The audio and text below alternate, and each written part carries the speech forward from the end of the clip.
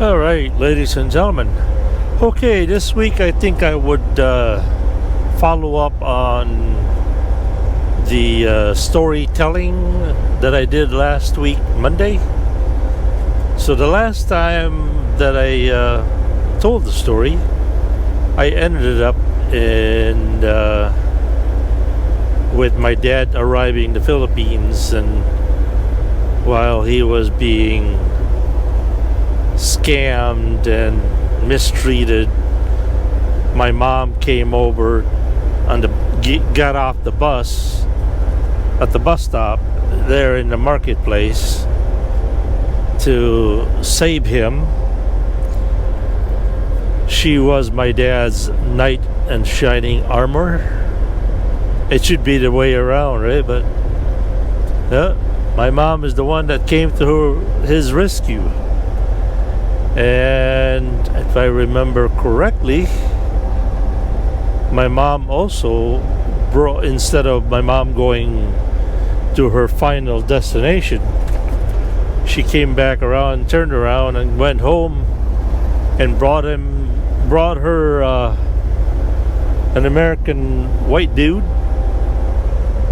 to her house, which in that time Filipino culture is probably a no, right? You don't bring a guy home. And so she brought my dad home to Medina, Misamis Oriental. And I guess my grandfather, my mom's father at that time, I guess he didn't have a whole lot to say, or whatever he said. Well, my mom still continued to do it because here I am. Alright, so the story begins like this. So after arriving at my grandfather's house, remember at that time my mom was a newly graduate from college from Cebu City, Visayas, Visayas, Philippines. And if you have to understand that at that time, for anyone to be able to go to college was a rare thing, because the Philippines was not that yet advanced. Colleges were scarce. Not like today where you go all over the Philippines and there's schools and colleges all over the place. So what I'm trying to convey to you is that my mom was a well-educated, highly intelligent school teacher, and also that their community standing of my grandfather at that time was pretty good. They owned a lot of lots and lands, and they were well respected in the community. They were considered one of the big shots, I suppose. One big problem, though, my grandfather was addicted to opium. Opium was very prevalent in that era, and even to this day, opium is a big problem around the world. But I don't think opium is a big problem in the Philippines to this day now. The biggest problem in the Philippines as far as drug is concerned is called shabu. Basically, it's cheaper than crack cocaine, and it's the worst addicting kind. Anyway, forward a little bit, back to the story. For some reason or another, I guess my mom and my dad decided to hook up together, and my mom took good care of my dad, and my dad being a master mechanic and trade of jack of all trades, master of none. My dad was the only American living in that region of Medina, Misamis Oriental. And he was about the most modern person that lived in that area. So from what I understand, my dad built indoor plumbings, indoor bathroom, running waters, and he managed to buy himself a 6x6, I think they call it. It was a U.S. military surplus. One of those. I think I remember my dad calls it a weapons carrier. I think that's what it was. A weapons carrier. I remember my dad was telling me that he bought one of those as a surplus to haul produce or whatever else things in there. And one of the story that my dad told me is one time when they had an emergency, everybody would flock to my dad's weapons carrier because there was no ambulance at that time. And one night when one such emergency occurred, my dad ordered the weapons carrier to be loaded with sand, because without the sand it was going to be a very extremely rough ride for the patient. So they loaded with sand that helped stabilize and made the weapons carrier run smoother. Now you have to understand the road between Medina, Misamis Oriental, and Cagayan, your city. Now you can do it probably in 3 hours. But back then it took about 8 because it was all dirt and gravel and potholes were as big as the bus. And also, one of my dad's advantage was he was a wide reader of a lot of things. Boy, he could read a book. Couple book in a day or a week. And he was well versed into medicine. And at that time, medicine was non-existent. Modern medicine anyway, right? So my dad was basically kind of a local doctor kind of a thing. People would go to him and ask how to make antibiotics and what are medicines and all that stuff. He was nowhere near a doctor, but as I said, he was quite a reader, so he kind of knew a lot. So my dad became kind of a local hero of the city of Medina. Anyway, fast forward. My dad and my mom were trying to have kids, and for some reason my mom would always have a miscarriage. And nobody really knew why. So they tried and tried and tried. I don't know how many times. Probably 3 to 4 times. And in the Philippines, there's kind of a Philippine custom that you unofficially adopt your relatives. It could be your sister or your brother or your cousin's child. And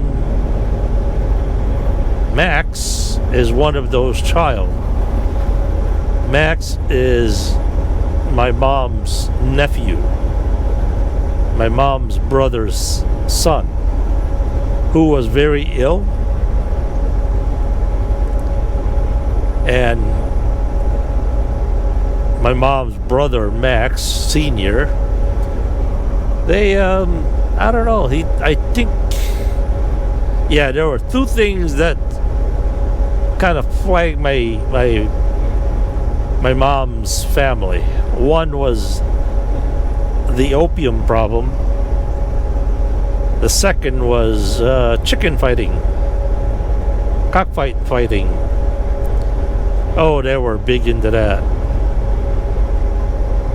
And they were so addicted to that vices that they end up selling and losing lands and betting on lands and all that stuff. So it did not take long before they were in the poorhouse. They basically bet everything away. So anyway, one day my mom and Max were traveling to Cagayan de Oro City because Max was quite sickly. He had bronchitis, I think it is, and he was just not one of those. He was not a happy child as far as health goes. So one day my mom and Max went to the big city and met up with this doctor, Dr. Mindy, and have Max diagnosed and treated for bronchitis and whatever else illness Max was suffering.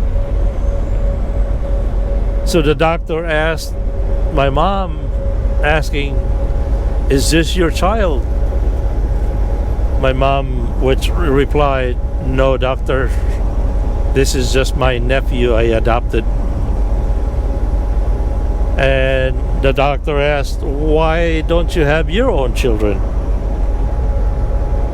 He said, "Doc, I've been trying for many years and I can never fully deliver my children to term. I've always have miscarriage." And the doctor says, "Hey, I think I can help you with that." And so they did their thing. I don't know. So I think some of you doctors out there or people that are well versed in medicine could probably understand this, but I can only tell the story. I don't know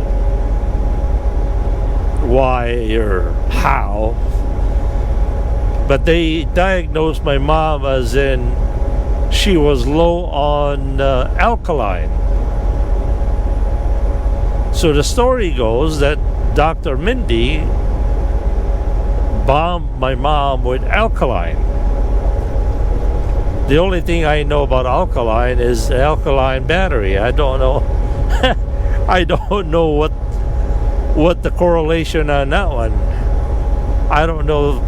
I don't even know if they have alkaline batteries back then. So who knows how that worked.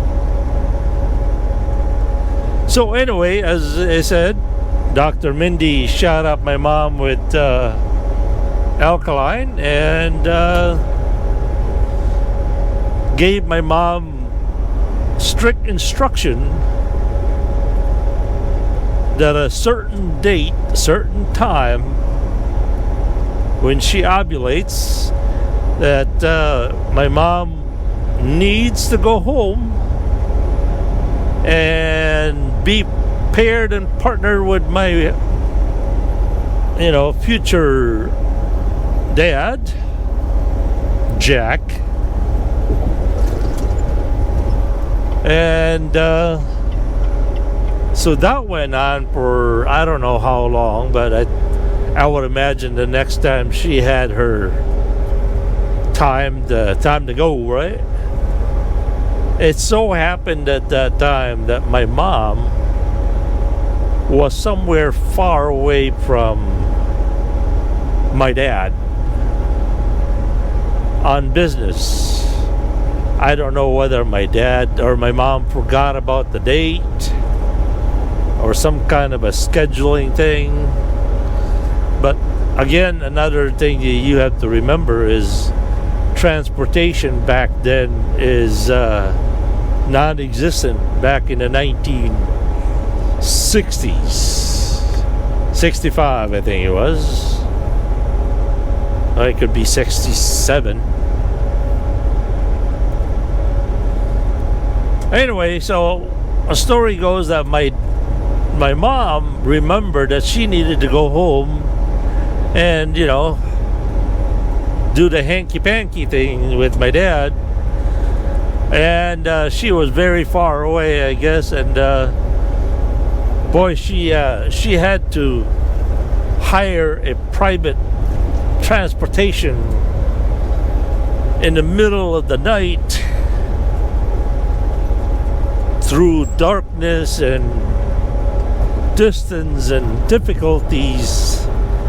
She was not gonna miss that appointment. So finally my mom made it home, and you have to understand, my dad was also kind of a clean, neat prick. You're not allowed to go to your bed without taking a shower. That was a big no-no in our house. And even before we were born,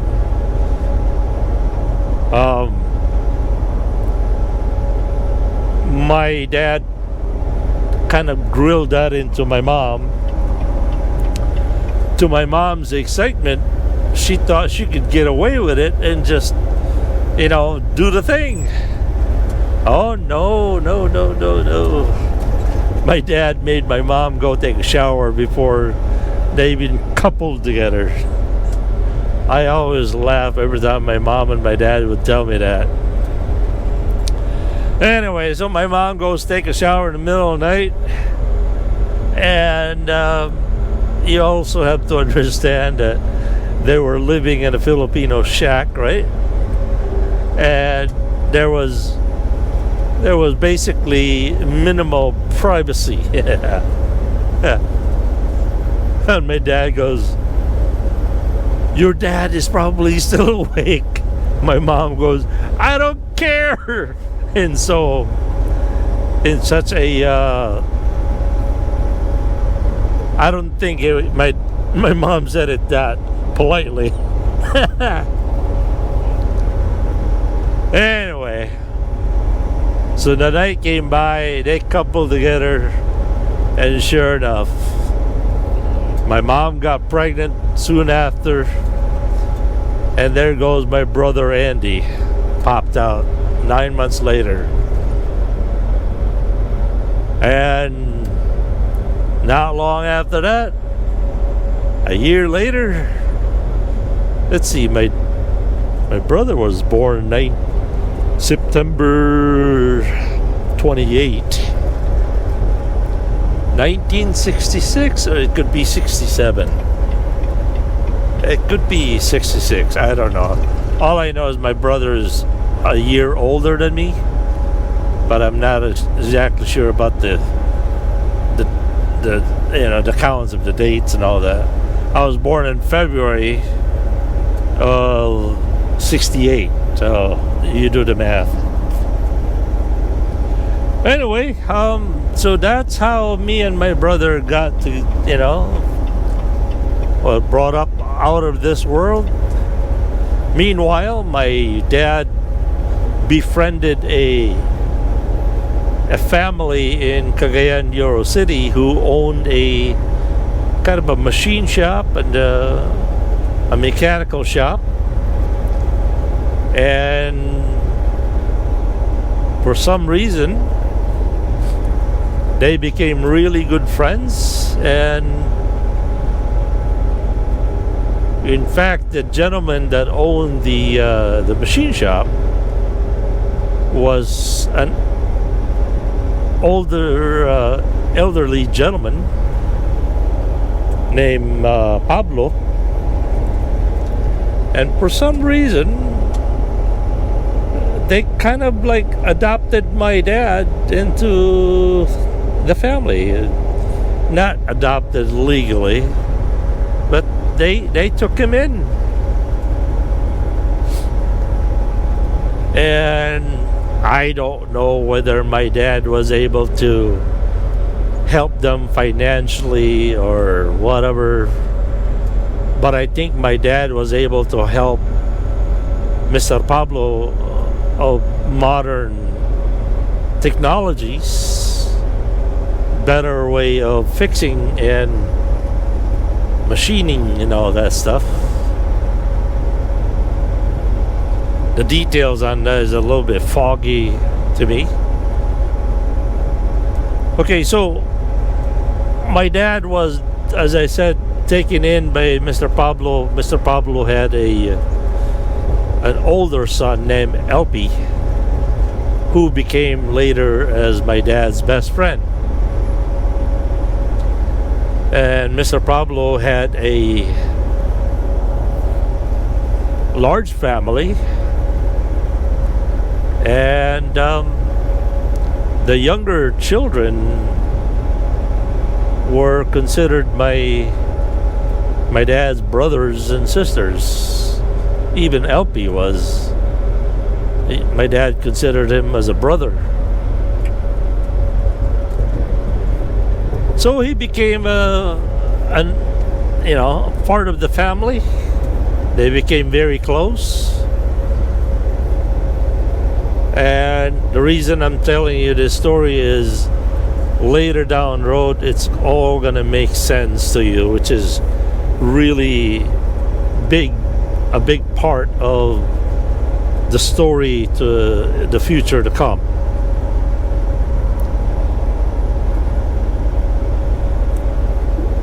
One of the things that my dad also did was that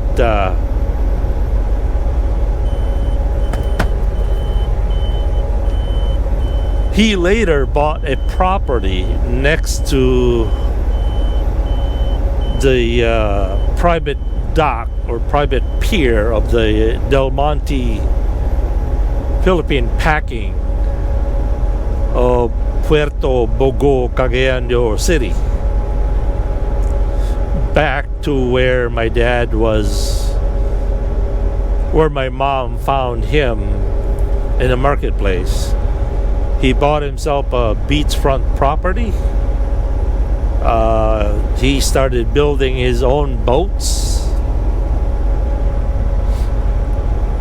And basically, my brother and I, our first recollection of our first earliest memory was waking up to that town in Puerto Bogo.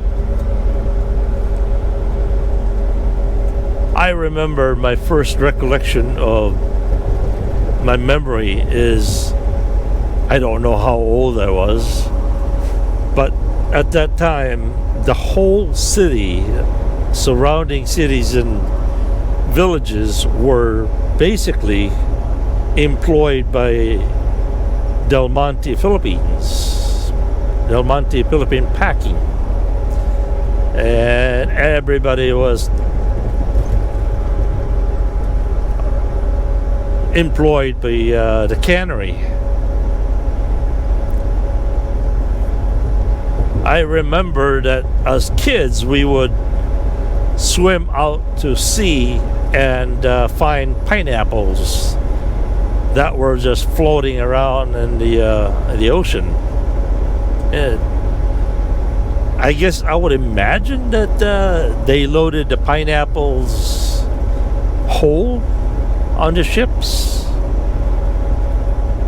because why would there be fresh pineapple droppings all over the beach floating?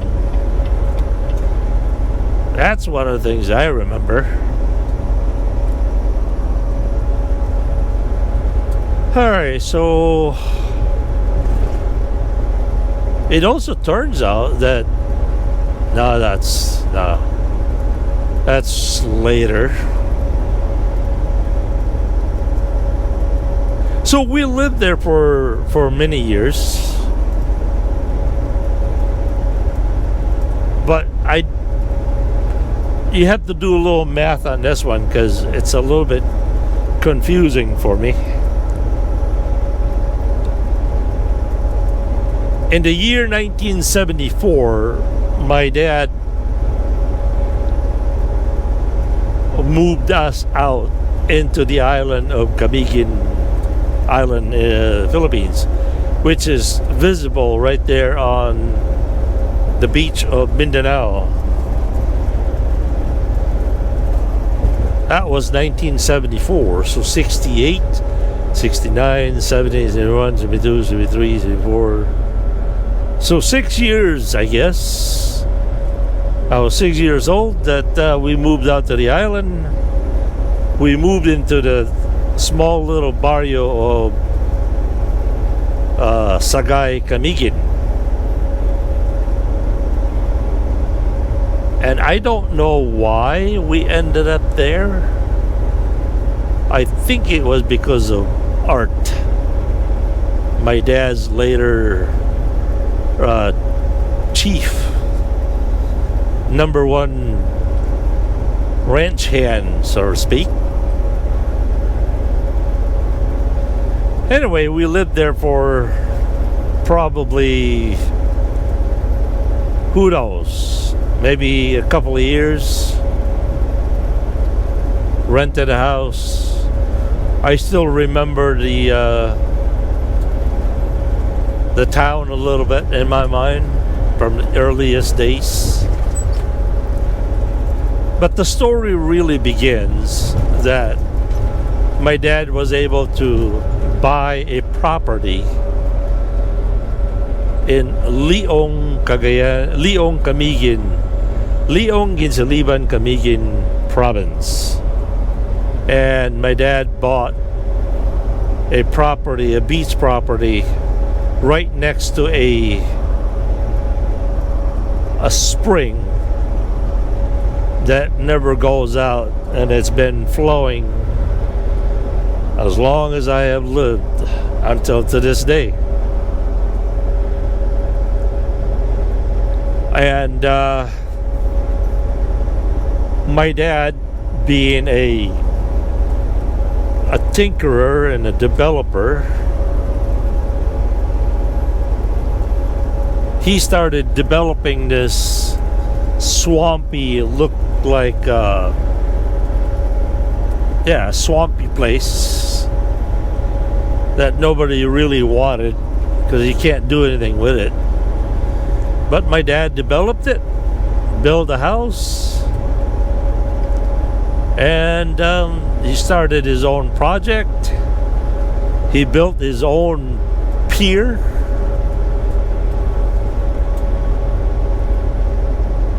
But once in a while, from what I understand, my dad would get the itch to go on the big ships again and sail around the world a few times and then go home.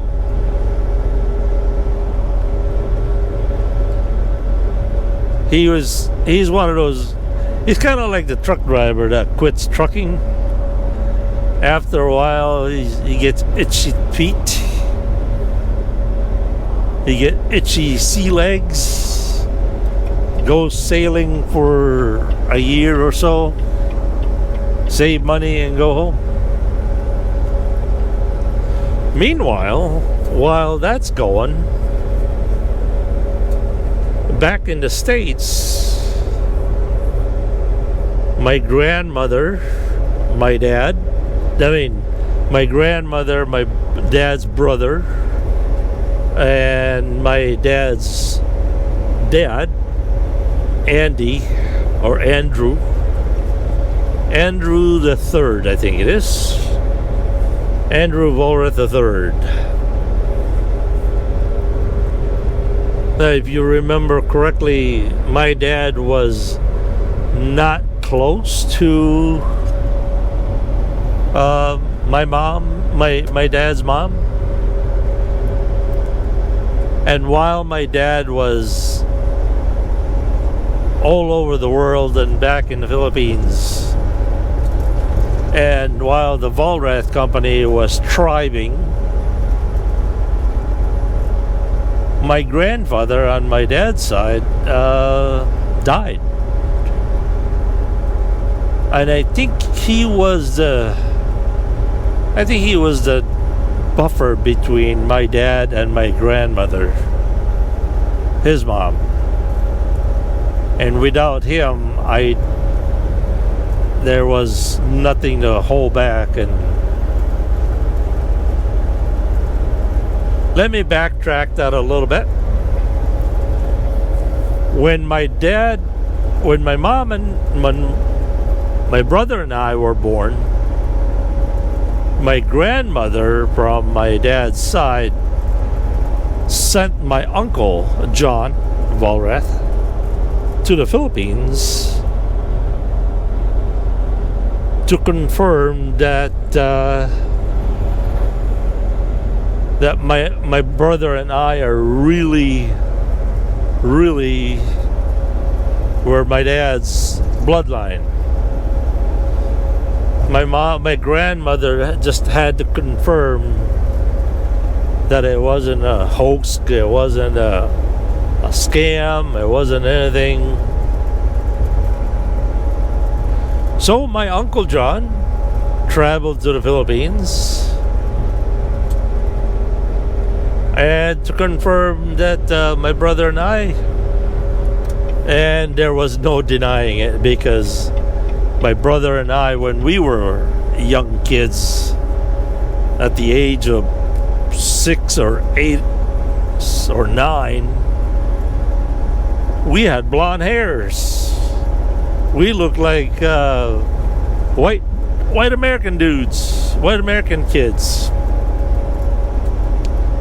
I remember my uncle arriving in the island, gotten off from the Jeep.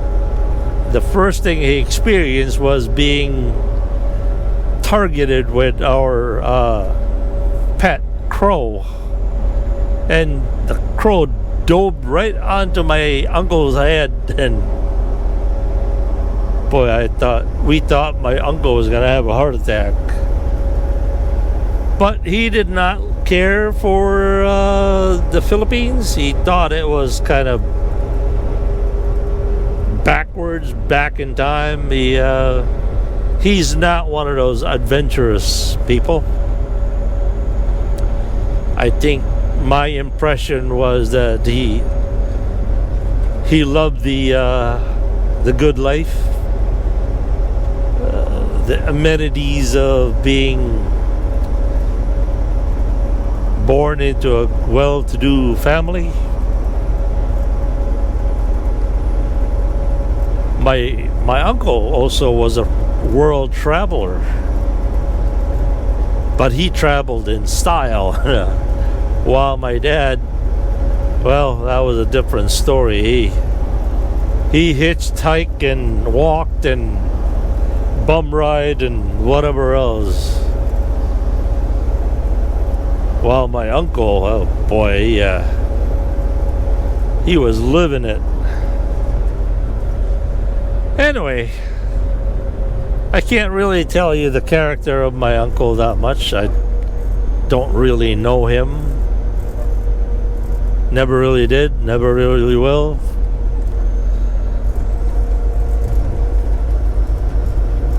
Alright, what else is there? I suppose I could tell you the story that my grandmother, my dad's side, set up a trust that both of his children would inherit certain percentage of the Vollrath Hansen family. And sadly, it was not 50-50. It was some kind of a ridiculous percentage. I don't know, maybe it was 80%, 70%, 20% my dad, 30%. It was ridiculously unfair. And it was set up in a way that the trust did not belong to my dad. My dad could only collect the interest on the trust every month. And it was also set up that whatever money the trust made, majority of the percentage of that went to building the trust bigger and bigger every year. And it was, my dad always kind of viewed it as so unfair. If you remember correctly, my dad and his mom, they were not close. So when my dad left Sheboygan, basically all my dad's property was sold by my grandmother.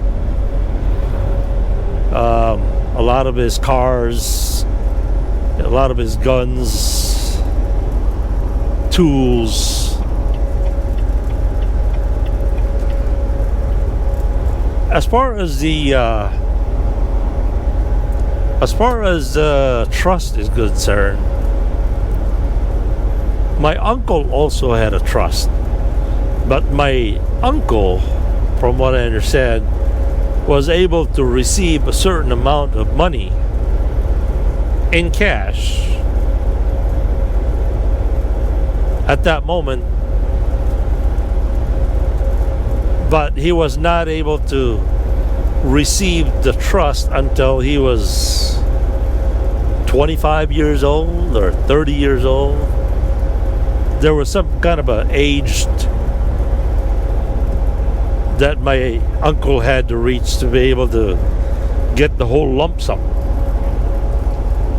I don't know the amount, but it was, I would imagine it was in millions. While my dad lived on the interest of the trust. Again, I don't know what the amount was. My dad hired an attorney to get the trust revoked, but unsuccessfully. There was no lawyer that could revoke the trust. It was ironclad. And you know what the kicker is? My dad's trust, since it did not belong to him, it belonged to my grandmother, right?